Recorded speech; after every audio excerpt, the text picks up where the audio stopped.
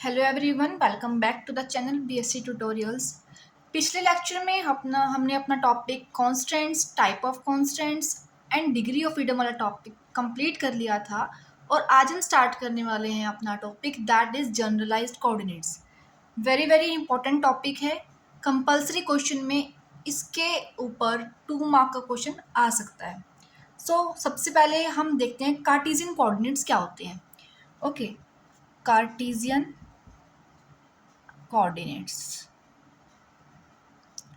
वैसे तो ये आपने पिछली क्लासेस में बहुत ब्रीफली स्टडी कर रखा है, फिर भी हम देखते हैं।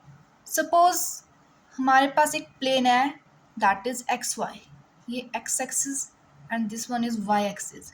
कोई भी अगर पॉइंट है इस प्लेन में, सपोज पॉइंट पी, तो इसके लिए हमारे को 2 कोऑर्डिनेट्स की रिक्वायरमेंट है that is x comma y. Okay, इसे हम बोलेंगे x इंटरसेप्ट और इसे हम बोलेंगे y इंटरसेप्ट। ओके, अगर कोई भी पॉइंट है इन एक्स वाई प्लेन, उसके लिए हमारे को 2 कोऑर्डिनेट्स की रिक्वायरमेंट है। एंड अगर एक पॉइंट 3D में है, means x, y and z axis में कोई भी पॉइंट है, इसके लिए हमारे को 3 कोऑर्डिनेट्स की रिक्वायरमेंट होगी। अगर इस पॉइंट P की हमें पोजीशन बतानी है स्पेस में, तो हमारे को 3 कोऑर्डिनेट्स की रिक्वायरमेंट होगी and that will B x, y and z intercept. Okay, x, y and z intercept. Okay, suppose हमारे पास एक रूम है और उसके अंदर कोई भी एक पार्टिकल है। ओके, रूम जो होगा दैट इज इन 3D। हमारे पास कोई पार्टिकल है रूम के अंदर, सपोज कर लिया मैंने पॉइंट P। ओके, तो इस पॉइंट के लिए मुझको 3 कोऑर्डिनेट्स की रिक्वायरमेंट होगी। अगर इस पॉइंट P की मैंने स्पेस के अंदर पोजीशन बतानी है, 3 कोऑर्डिनेट्स चाहिए that will B x, y and z। And अगर मैंने इस पॉइंट के ऊपर रिस्ट्रिक्शन लगा दी कि ये पार्टिकल जो है only and only circular path follow कर सकता है एंड ये पार्टिकल जो है सिर्फ और सिर्फ प्लेन में ही रहेगा। ओके, हमने क्या लगा दिए यहाँ पर कॉन्स्टेंट्स। ये हमने पिछले लेक्चर में देखा था। कॉन्स्टेंट्स क्या होते हैं? रेस्ट्रिक्शंस। तो हम रिस्ट्रिक्शंस लगाने के बाद ये particle only and only circular path में मूव कर सकता है। ओके, अब देखो पॉइंट P यहाँ है, इसकी पोजीशन है x, y, z इन प्लेन सपोज। ओके, और इसका जो एंगल है ओरिजिन से हमने वो मान लिया theta. Okay, after time t ये पार्टिकल यहाँ आएगा, इसके लिए थीटा हो जाएगा that will be θ1।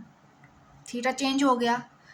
After some time t फिर पार्टिकल यहाँ आया, तो उसके लिए थीटा क्या हो गया दैट विल बी θ2। ओके, जैसे जैसे ये टाइम बढ़ता रहेगा तो इस पार्टिकल के लिए थीटा जो है वो भी चेंज होता रहेगा, यही होगा ना। हम क्या कह रहे हैं कि जब एक पार्टिकल स्पेस में था तो उसके लिए 3 कोऑर्डिनेट्स की रिक्वायरमेंट थी। जब हमने कॉन्स्टेंट्स लगा दिए तो उसके लिए हम सिर्फ और सिर्फ एक कोऑर्डिनेट से ही, मीन्स एक हमारे को कोऑर्डिनेट चाहिए था जिससे हम कंप्लीटली डिस्क्राइब कर सकते हैं कि पार्टिकल की स्पेस के अंदर पोजीशन क्या थी। देखो, अब मैं थीटा लूँगी तो पार्टिकल की पोजीशन ये होगी, θ1 ले रही हूँ तो पार्टिकल की पोजीशन ये है, θ2 ले रहे हैं तो ये है, θ3 ले रहे हैं तो पार्टिकल की पोजीशन ये है। ओके, जनरलाइज कोऑर्डिनेट्स का मतलब ही यही है कि कम से कम कोऑर्डिनेट्स चाहिए हमें एक पार्टिकल की पोजीशन को डिस्क्राइब करने के लिए। ओके, देखो अब यहाँ पर क्या है कि एक single coordinate that is theta ये पूरे सिस्टम को डिफाइन कर सकता है, तो इसे ही हम क्या कहते हैं? Generalised coordinate. यहाँ थीटा जो है वो क्या है? Generalised coordinate. ओके, यहीं से ही हमारे पास जनरलाइज्ड कोऑर्डिनेट की डेफिनेशन आती है that is minimum number of coordinates required to explain the motion of particles of a system are called generalized coordinates. Okay also हमने प्रीवियस लेक्चर में देखा था कि डिग्री ऑफ फ्रीडम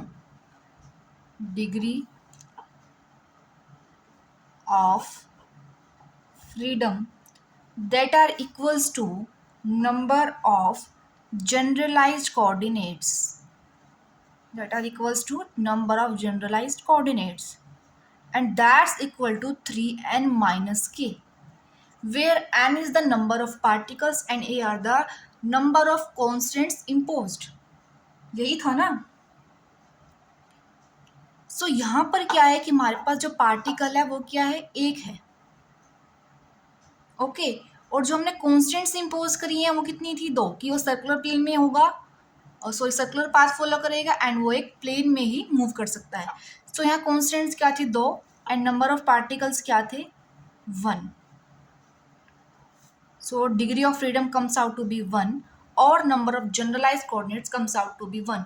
इसका मतलब यहाँ पर हमारे पास जो मिनिमम कोऑर्डिनेट होगा that will be 1 to completely describe the position of the system. Okay. So अब बात आती है जनरलाइज्ड डिस्प्लेसमेंट की. इस चैप्टर में जो हमारे को करने हैं that are generalised displacement, generalised velocity, generalised acceleration. So हम सबसे पहले स्टार्ट करते हैं जनरलाइज्ड डिस्प्लेसमेंट से. उससे पहले आपने पिछली क्लासेस में क्या पढ़ा होगा कि जब हमारे पास डिस्प्लेसमेंट हो, डिस्प्लेसमेंट क्या होती है, आर सपोज. सो वेलोसिटी क्या होगी उस केस में, that will be D R by d t and acceleration will be D square R upon d T square. यही होता है ना, जब डिस्प्लेसमेंट हो तब हम उसका टाइम डेरिवेटिव कर देते हैं तो हमारे को वेलोसिटी मिल जाती है एंड जब हम वेलोसिटी का टाइम डेरिवेटिव करते हैं तो हमारे को एक्सेलरेशन मिलती है. सो सेम कंसेप्ट हम यहाँ यूज करेंगे और फाइंड आउट करेंगे generalised displacement, generalised velocity and generalised acceleration. Okay so start करते हैं with the topic that is generalised displacement.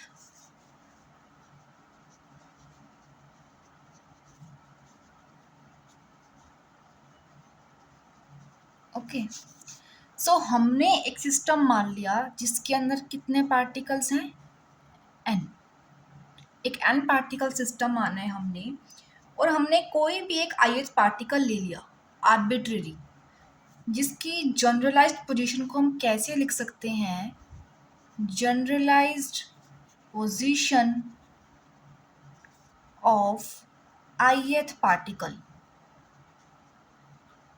को हम कैसे लिखेंगे, that will be r i vector equals r i q1 q2 q3 up to qn and that is a function of time also.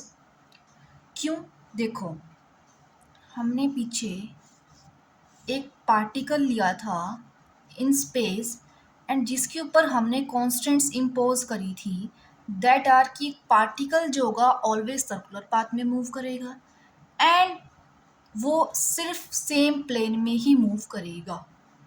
Okay so हमने माना है कि particles कितने system में, that are n. So first particle की position होगी q1 and second की होगी q2, थर्ड की होगी q3 एंड nth पार्टिकल की होगी qn. ओके और हम जो सभी पार्टिकल्स को ऑब्जर्व कर रहे हैं वो कर रहे हैं सेम टाइम t पर. Okay so r i vector हमने लिखा है r i that is the function of q1 q2 q3 up to q1 qn and also with time. अब आपने पढ़ी होगी यूलर थ्योरम. वो क्या कहती है कि अगर कोई भी फंक्शन है and that is further the function of X Y and Z. Okay, या हमने कोई भी एक पोजीशन वेक्टर लिया है that is the function of X Y and Z. So अगर हमें इस फंक्शन का टोटल डेरिवेटिव निकालना हो तो हम कैसे निकालेंगे? That will be D F equals to curly F upon curly x into D X plus curly F upon curly Y into D Y plus curly F into curly Z into D Z. और हम इसी equation को ऐसे भी लिख सकते हैं that is delta f equals curly F upon curly x into del x plus curly F into curly Y into del y plus curly F upon curl z into del z. ये हमने कब लिखा? जब हमने इन x y z particles को हल्का सा डिस्प्लेस किया था और उस डिस्प्लेसमेंट को हम मेजर नहीं कर सकते विद इवन माइक्रोस्कोप। सो हम जो है टोटल डेरिवेटिव और डेल एफ निकालते हैं इसके लिए। ओके, सिमिलरली हमने यहाँ क्या किया है, जो पार्टिकल्स थे यहाँ Q1 Q2 Qn, इनको हमने हल्का सा डिस्प्लेस कर दिया।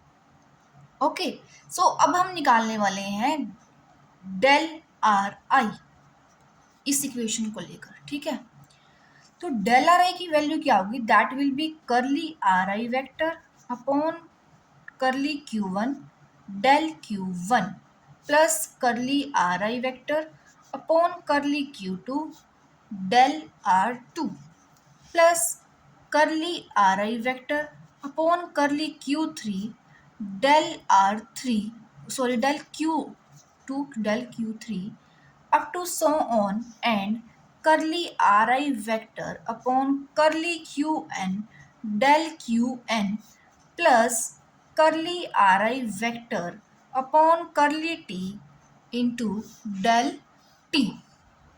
क्योंकि जो आर आई है that is also the function of t, so हमें curly r i vector upon curly t into del t ये टर्म भी हमें इंक्लूड करनी होगी। अब हम इसी इक्वेशन को कैसे लिख सकते हैं वो देखो, del r i vector equals to summation j equals 1 to 3n curly r i vector upon curly q j del q j plus curly r i vector upon curly t into del t. हमने जो इस in terms को हमने ऐसे लिखा है, और वो क्यों? जब हम j की वैल्यू इस टर्म में 1 2 3 अप टू 3n पुट करेंगे तो हमारे को सेम ऊपर वाली टर्म्स मिलेंगी। और यहाँ हमने j को 1 to 3n क्यों पुट किया है? क्योंकि the system is free from constants. हमने क्या माना है कि सिस्टम के ऊपर कोई भी कॉन्स्टेंट्स हमने इम्पोज नहीं कर रखी। सो नंबर ऑफ जो कोऑर्डिनेट्स होंगे दैट विल बी 3n। और जैसे हम कॉन्स्टेंट्स इम्पोज कर देंगे तो क्या होगा कि ये जो हैं कोऑर्डिनेट्स ये अकॉर्डिंगली रिड्यूस हो जाएंगे। So this is the expression for generalised displacement and if r i depends on time t. देखो हमने क्या देखा है कि आर आई किस पे डिपेंड करे? टाइम टी पे। अगर हम एक पर्टिकुलर टाइम टी पर देख रहे हैं so d t will be zero. So ये टर्म क्या हो जाएगी? Zero and whole become zero. So del r i क्या बन जाएगा हमारे पास? That will be j equals 1 to 3n curly r i vector upon curly q j del q j. ठीक है, अगर हम किसी भी एक पर्टिकुलर टाइम पे ऑब्जर्व कर रहे हैं सिस्टम को, then d t will be zero, then del t will be zero. So the expression for generalised displacement becomes this one. Okay, अब जो नेक्स्ट टॉपिक है that is generalised velocity. That is generalised velocity. As you all know that velocity is the time derivative of displacement. So generalized velocity is the time derivative of generalized displacement. Okay. So generalized displacement के लिए हमने expression क्या निकाली थी? ये वाली। तो इसी का अगर हम टाइम डेरिवेटिव कर देंगे then we get the expression for generalised velocity. Okay, अब हम इक्वेशन इसको सपोज कर लेते हैं that is equation 2। Okay, so इसी का ही हमने टाइम डेरिवेटिव करना है और हमारे को जनरलाइज्ड वेलोसिटी के लिए एक्सप्रेशन मिल जाएगा। सो हम करते हैं differentiate equation 2 with respect to time. हम क्या लिखेंगे, देखो, d r i vector upon d t equals to summation z equals 1 to 3 n curly r i vector upon curly q j d q j upon d t plus curly r i vector upon curly t into d t, and इसका time derivative करेंगे तो क्या आ जाएगा नीचे D T. Okay, सो ये D t and D T दोनों हो जाएंगे कैंसिल। सो हमें क्या मिलेगा वो देखो, एंड हम जो है D r i vector upon d t को हम क्या लिखेंगे, that is r i dot vector that equals to j equals 1 to 3 n curly ri vector curly qj dot plus curly ri vector upon curly t, या हमने d q j upon d t को हमने क्या put किया है q j dot, and d r i vector upon d t को हमने substitute किया है r i dot vector. Okay, so यही हमारे पास एक्सप्रेशन है किसके लिए, जनरलाइज्ड वेलोसिटी के लिए। क्या किया हमने, सिंपल जनरलाइज्ड डिस्प्लेसमेंट वाले एक्सप्रेशन को हमने with respect to time derivative किया है। ये एक्सप्रेशन कब थी, जब हमने सिस्टम के ऊपर एक सिंगल कांस्टेंट भी इम्पोज नहीं कर रखी। सो यहाँ पर कोऑर्डिनेट्स क्या हैं 3n। ओके, अब हमने मान लिया कि मैंने सिस्टम के ऊपर k कांस्टेंट्स इम्पोज कर दी। Okay, then degree of freedom क्या हो जाएंगी मेरे पास, means number of generalised coordinates क्या हो जाएंगे 3n माइनस के। सो हम यहाँ क्या रख देंगे, r i dot vectors equals to summation j equals to 1, and degree of freedom क्या है 3n माइनस के, जिसको मैं लेट कर लेती हूँ that is f। So j equals to 1 to f curly r i vector upon curly q j dot plus curly r i vector upon curly t. Okay, this is the expression for generalized velocity when k number of constants are imposed on the system. Okay, clear है इतना? Here the time derivative qj dot is called generalized velocity corresponding to generalized coordinate qj. Okay. Next is generalized acceleration.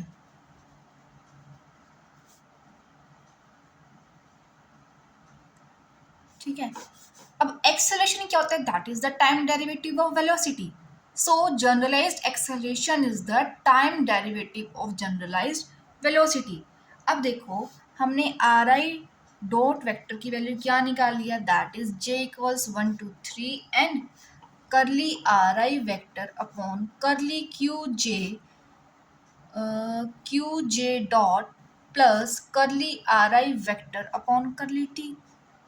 यही निकाली हमने expression. अब हम इसी का derivative कर देंगे with respect to time. So differentiate with respect to time, हमें क्या मिलेगा, आर आई डबल डॉट, ठीक है, इट इज फॉर एक्सेलरेशन, क्या मिलेगा D by d t of summation j to 3n curly r i vector upon curly Q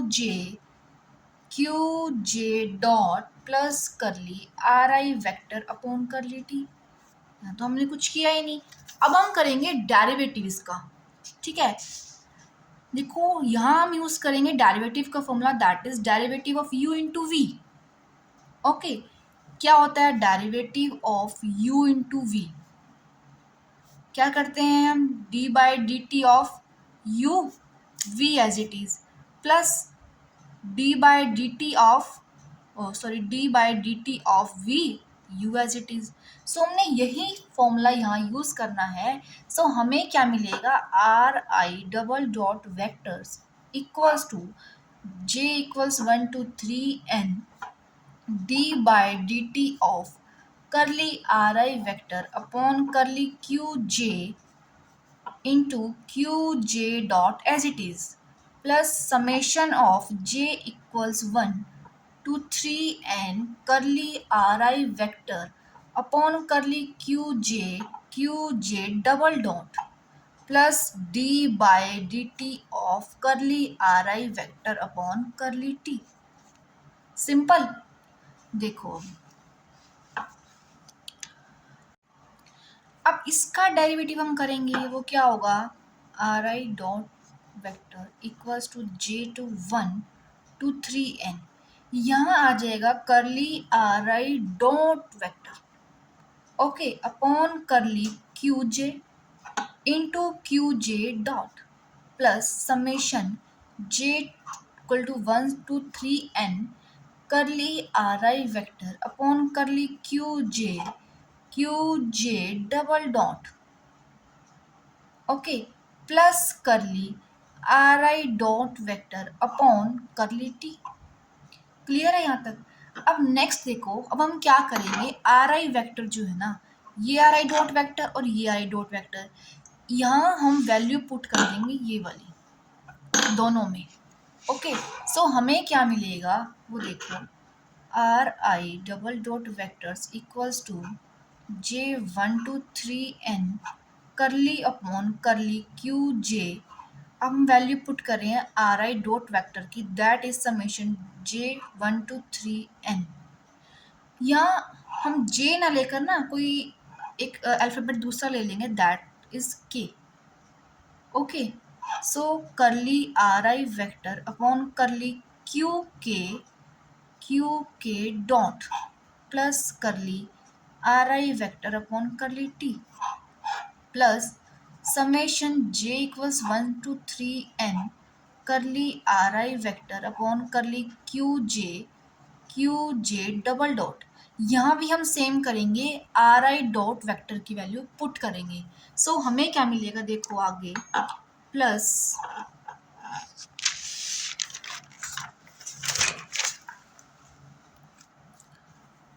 करली upon curly T. यहाँ भी हम क्या करेंगे, जो अल्फ़ाबेट ले लेंगे हम जे की बजाय के ले लेंगे, दैट इज के equals 1 to 3n curly r i vector upon curly q k dot plus curly r i vector upon curly T.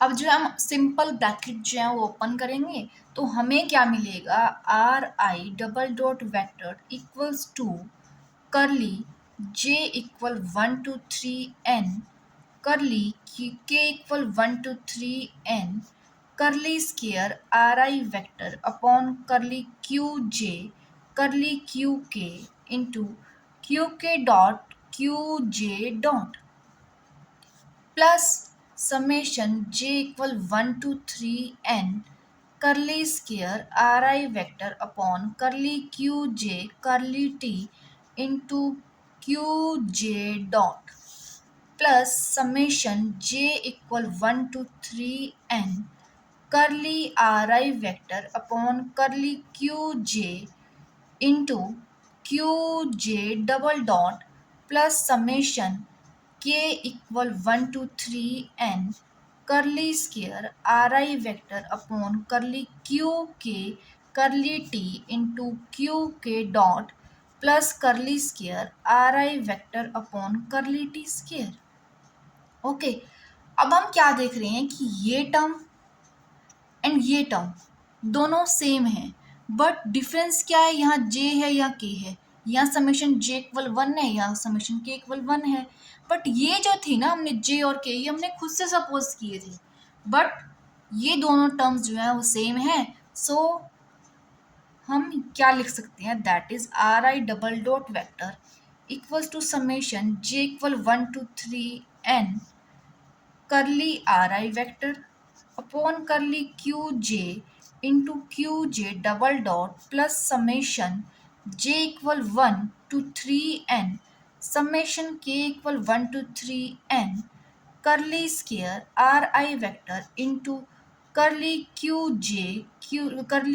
के into q j dot q k dot plus 2 into summation j equal 1 to 3n curly square r i vector upon curly q जे करली t into q j dot plus करली square r i vector upon curly T square. Clear है इतना यहाँ तक सभी को? So this is the expression for the generalized acceleration. Okay, जो ये क्यू जे डबल डॉट है, क्यू जे डबल डॉट, यही क्या रिप्रेजेंट कर रही है? Generalised acceleration. Okay, the same expression is the expression for generalized acceleration and here q j double dot क्या represent कर रही है? Generalised acceleration.